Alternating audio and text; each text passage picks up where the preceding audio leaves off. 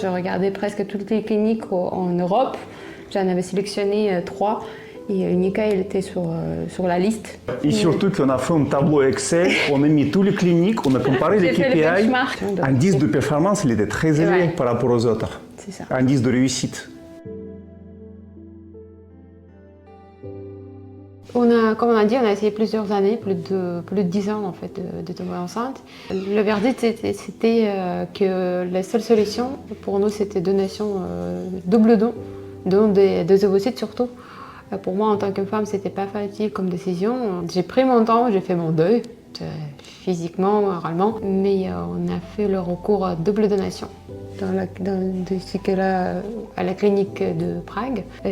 Ça a marché du premier coup. On était très contents. Pour moi, c'était peu importe don ou double donation, c'est que j'ai voulu, c'est avoir un enfant. Voilà, bien sûr, c'était un moment qui est très éprouvant, très difficile. Lors de la dernière tentative de FIV, on n'a pas réussi à avoir les follicules mûrs, en tout cas de taille escomptée par les médecins en France.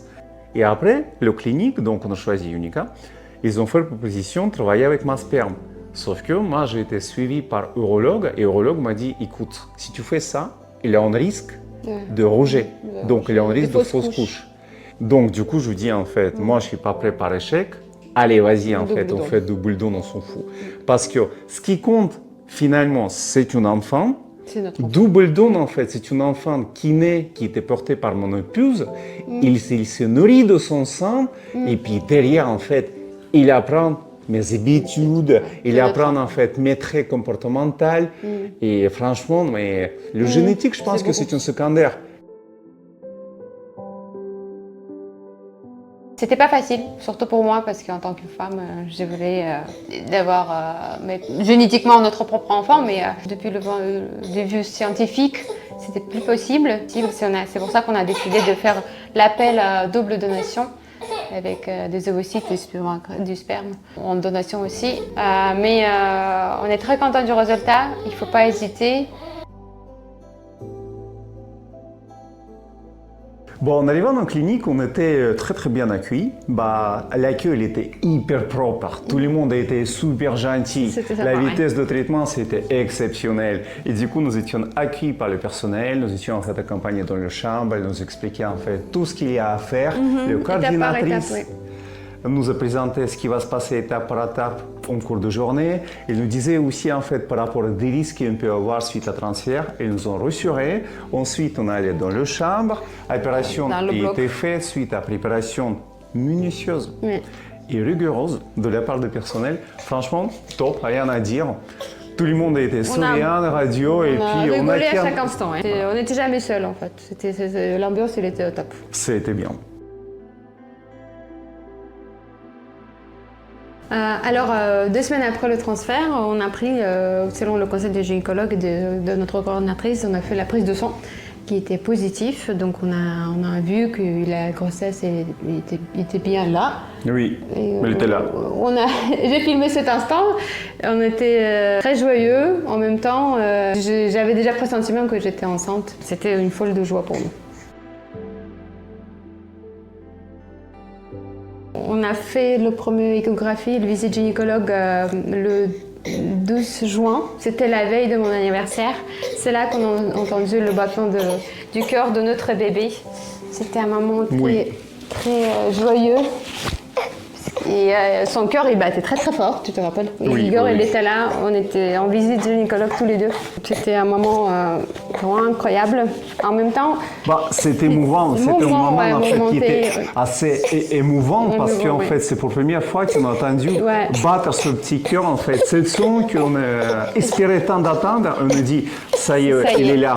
C'est pas encore tout à fait sûr parce qu'on se trouve qu'au début de grossesse, mais là, en fait, on attend son battement de cœur. Du coup, j'ai enregistré sur le téléphone et je l'ai mis en fait comme notification de SMS.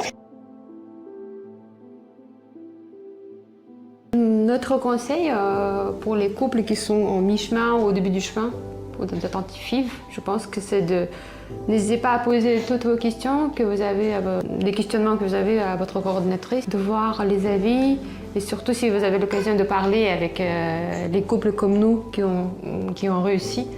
ça peut être un bon démarche et un bon motivation, un coup de pouce.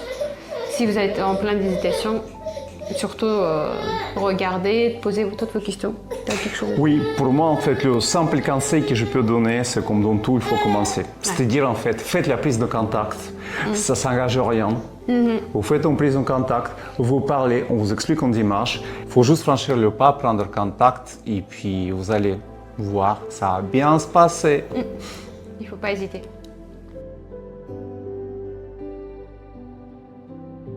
Durant la préparation au transfert, bien sûr, on a eu des moments d'hésitation, surtout moi, parce qu'en tant que femme, c'était très important pour moi d'être maman, de devenir maman. Et j'avais toujours un peu peur que ça ne marche pas du premier essai.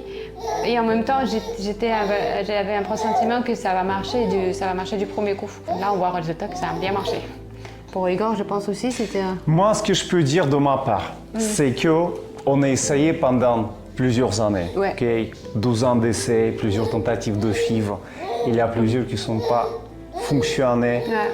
Mais moi, personnellement, ainsi que ma chère épouse bien-aimée, on a confiance, en fait, on est très confiant dans la science. Je dis, franchement, la science, elle est au tel niveau que si on met les moyens adéquats, ça ne peut pas ne pas marcher. Ça devrait marcher cette fois-ci. Ça devrait... Non, mais ce n'est pas juste cette fois-ci, c'est qu'en fait, tant qu'on est à l'âge de procréer, avec la science, on arrive.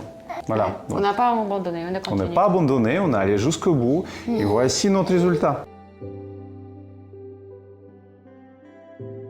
Pendant la préparation à la FIV, même après, j'ai été beaucoup soutenue, surtout par mon conjoint, Igor, cher Igor, qui était là à mes côtés à chaque étape, avant le transfert, après le transfert, à chaque échographie, rendez-vous gynécologique, il est venu avec moi tout le temps. C'était vraiment un support, mon meilleur fan, Je disais, vas-y, tu vas y arriver. Ouais, mon meilleur supporter. On va le mettre, cet enfant, au monde. Vas-y, encore tout petit peu. C'est ça. Je pense que ça a beaucoup aidé mais émotionnellement et physiquement en fait, qu'une personne soit à mes côtés à chaque instant. Et puis il avait ma meilleure amie qui m'a soutenue par téléphone, par texto, elle savait sur notre situation, elle était au courant, et elle m'a envoyé des messages de soutien, de support, ça m'a beaucoup aidé. Autant que mari, il faut se rendre compte que dans cette aventure, le plus grosse part de responsabilité et le plus gros finalement l'ordre de les traitements, etc. C'est pas l'homme qui supporte, c'est la femme.